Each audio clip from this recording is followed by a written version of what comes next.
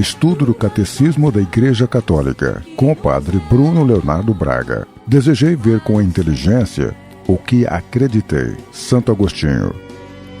Tuas asas que nos elevam em contemplação. Nós paramos o último programa encerrando uma meditação a respeito do reino dos céus. Nós tínhamos dito que Jesus, ele tem consciência de ser enviado pelo Pai para anunciar e inaugurar o reino dos céus. E ele vai fazer o anúncio, por meio das palavras da sua pregação, mas vai fazer também a inauguração do reino por meio dos gestos que ele realizava, que davam conteúdo ao reino, davam conteúdo à sua pregação. São gestos de acolhida, são gestos de perdão, são gestos de libertação, gestos que vão gerando uma vida nova. E assim nós vemos toda a vida de Jesus centrada no mistério do reino dos céus. Pois bem, nós vamos continuar a nossa reflexão percebendo que Jesus, ele associou a si, ou a sua missão, algumas pessoas que ele chamou para o seu seguimento. Então, a nossa reflexão hoje começa com um tópico do nosso catecismo da igreja, que tem por título As Chaves do Reino. Desde o início da sua vida pública, quando depois de batizado por João no Rio Jordão e ter se retirado por 40 dias no deserto, Jesus começou a sua pregação, começou a anunciar o reino. Ele escolheu homens em número de 12 para estar com ele e para participar da sua missão. É interessante a escolha de 12 para participar da missão de Jesus. Isso está muito ligado à consciência que ele tem da sua própria missão. Porque o povo da antiga aliança foi fundado sobre os 12 patriarcas, os 12 filhos de Israel, veio constituir as 12 tribos de Israel. Então 12 é um número representativo do povo de Deus. Então quando Jesus ele escolhe 12 homens, ele também está escolhendo 12 patriarcas para, em cima desse primeiro grupo, fundar o novo povo de Deus. Agora um povo que vai viver de uma aliança nova e definitiva, que é a aliança que Deus Pai vai selar com a humanidade no sangue de seu Filho Jesus Cristo. Então, essa é a razão da escolha do número 12 para o grupo dos apóstolos. E a esse grupo, Jesus deu uma participação também na sua autoridade. E eles tiveram de cumprir a mesma missão de Jesus. São Lucas nos conta, no capítulo 9, versículo 2 do seu evangelho, que Jesus os enviou a proclamar o reino de Deus e a curar. Exatamente as mesmas coisas que Jesus fazia. Então a gente entende que a missão dos 12 é uma missão de prolongamento, aliás, é uma missão que está na esteira daquilo que Jesus recebeu como missão do seu Pai. Estes 12 que Jesus escolheu, eles permanecem para sempre associados ao reino de Cristo, porque Jesus dirige a igreja por meio deles.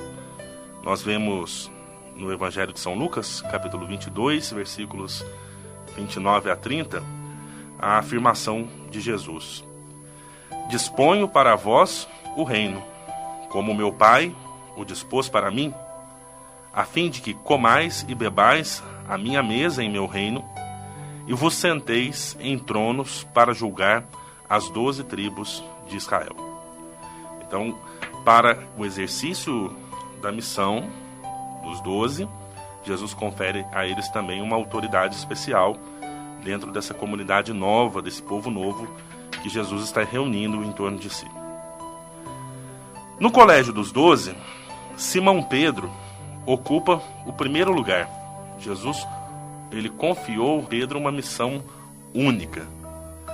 Graças a uma revelação do Pai, Pedro tinha feito a confissão de fé, dizendo que Jesus é o Cristo, o Filho de Deus vivo, como nós podemos ver no Evangelho de Mateus, capítulo 16, versículo 16, e também nos outros evangelhos sinóticos.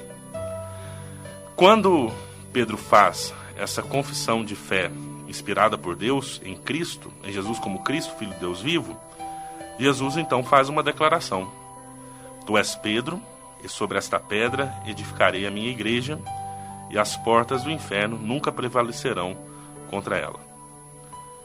Então, nós vemos aqui que Cristo, pedra viva, garante à sua igreja construída sobre Pedro a vitória sobre as potências da morte. Pedro, em razão da fé por ele confessada, permanecerá como a rocha inabalável da igreja e vai ter por missão defender essa fé de todo desfalecimento e confirmar nela os seus irmãos. Jesus, ele confiou a Pedro uma autoridade específica, quando ele diz: Eu te darei as chaves do reino dos céus. O que ligares na terra será ligado nos céus, e o que desligares na terra será desligado nos céus. Mas o que é este poder das chaves que Jesus confia a Simão Pedro? Ele representa a autoridade para governar a casa de Deus, ou seja, para governar a igreja. Jesus, como bom pastor, ele veio depois a confirmar esse encargo que ele confiou a Pedro após a sua ressurreição, quando naquele encontro às margens do Mar da Galileia, ele chama Pedro à parte, ou seja, o afasta um pouco dos outros discípulos, pergunta a Pedro por 3 vezes se ele o ama, e a cada resposta positiva de Simão Pedro, Jesus diz: apacenta as minhas ovelhas. Então, a missão de Pedro também está ligada à figura de Jesus como o bom pastor. O poder de ligar e desligar, que está na afirmação de Jesus: te darei as chaves do reino, o que ligares na terra será ligado nos céus, depois o mesmo respeito ao desligar. Esse poder significa a autoridade para absolver os pecados, para pronunciar juízos doutrinais e tomar decisões disciplinares na igreja. Jesus confirmou, ou melhor, Jesus confiou essa autoridade à igreja pelo ministério dos apóstolos e particularmente de Pedro, o único ao qual ele confiou explicitamente as chaves do reino dos céus. E essa autoridade, ela permanece dentro da igreja ligada à figura do Santo Padre, o Papa. Então ele também tem essa missão de pastoreio que Jesus confiou a Pedro. Ele também tem essa missão de confirmar os irmãos na fé, de defender a verdade do Evangelho contra os perigos que possam ameaçá-la, e também de promover a comunhão pelo ministério da reconciliação, pelo perdão dos pecados, pela explicação da doutrina, pela orientação da disciplina dos fiéis. Então, Jesus, ele associa as pessoas, algumas pessoas que ele escolheu, 12 pessoas que ele escolheu, a sua missão com a sua autoridade, mas tudo em vista do bem de todo o povo de Deus. Ou seja, não é um privilégio concedido a eles, mas uma missão de serviço à igreja.